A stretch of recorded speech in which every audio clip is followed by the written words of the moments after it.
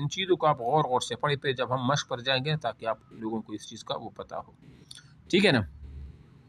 اچھا جی، اب آ جائے صبر و شکر پر، ٹھیک ہے، صفحہ نمبر 98۔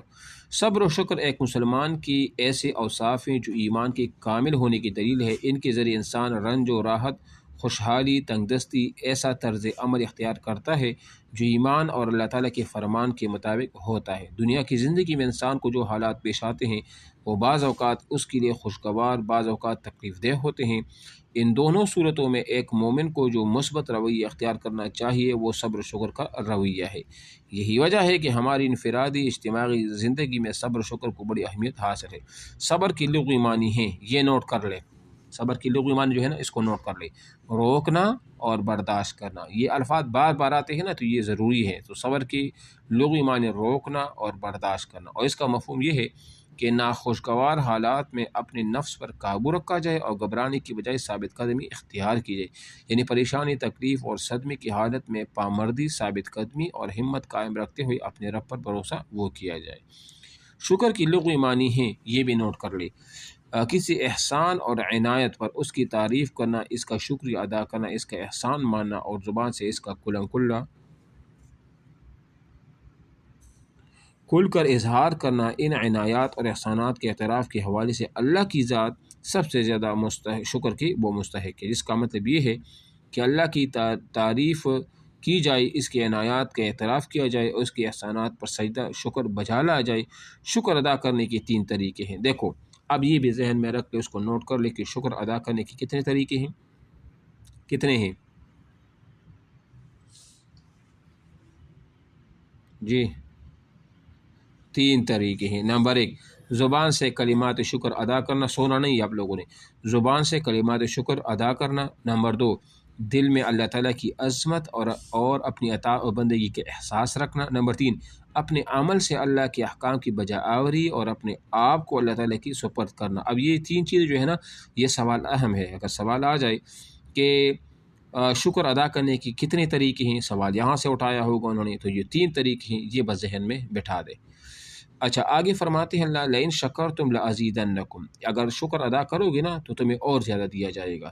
ایک مسلمان کو کوئی دکھ یا پریشانی کا سامنا کرنا پڑے تو اسے سوچنا چاہیے کہ یہ میری آزمائش ہے، اسے اللہ کے سوا کوئی دور نہیں کر سکتا، مجھے اس موقع پر بے صبری سے کام نہیں لینا چاہیے، اس حالت میں اللہ سے مدد کی دعا کرنی چاہیے۔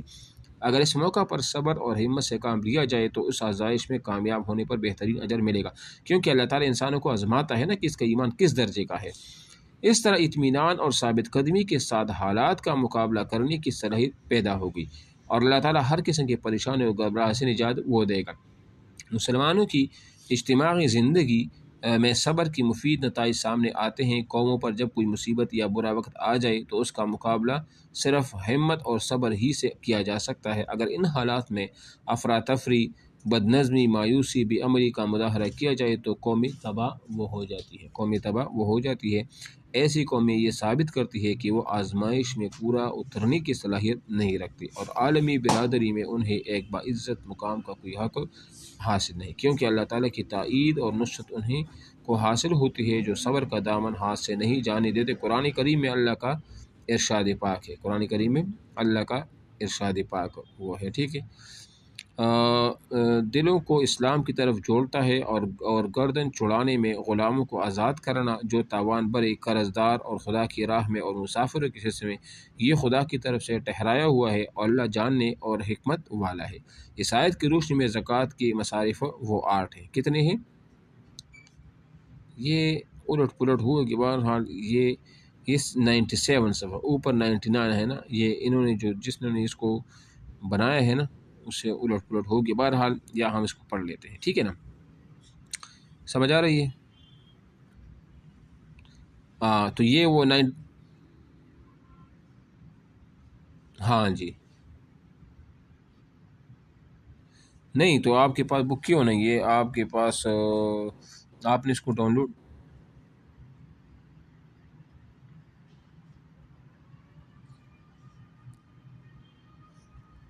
اچھا میں تو ابھی پڑھوں گا، لیکن اس کا ہے نا میں آپ کو طریقہ اسکرین شاٹ میں آپ کو طریقہ بتا کے نا آپ نے پلے اسٹور سے اس کو ڈاؤن لوڈ کر کے اس کو کرنا ہے، ٹھیک ہے؟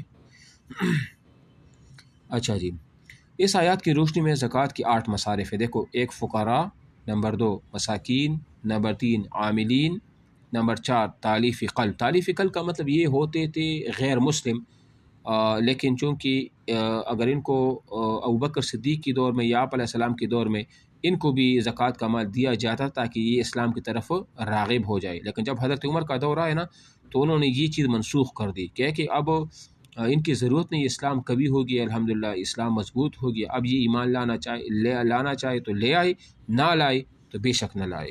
تو یہ بعد منسوخ وہ ہو گیا، ابھی بھی یہ حکم نہیں ہے. ٹھیک ہے نا. نمبر 5 رکاب، غلاموں کو آزاد کرنے کے لیے زکوٰۃ دیا جا سکتا ہے. اب چونکہ رکاب بھی ابھی نہیں ہے. غارمین، قرض دار، جس کو بھی کسی قرض دار کو بے شک آپ زکوٰۃ دے دو کہ اپنا قرض اتار دو. اور فی سبیل اللہ، کوئی بھی اللہ کے راہ میں ہو، اور ابن سبیل یعنی اس سے مسافر مراد ہے، اس کو بھی زکوٰۃ دیا جا سکتا ہے، اگرچہ وہ اس وقت امیر کیوں نہ ہو، لیکن وہ سفر میں ہو اور اس کو پیسوں کی ضرورت ہو تو اس طرح وہ دیا جا سکتا ہے. بات سمجھ آ رہی ہے؟ اچھا جی، اب آ جائیں عائلی زندگی پر. عائلی زندگی کا مطلب کیا ہوتا ہے؟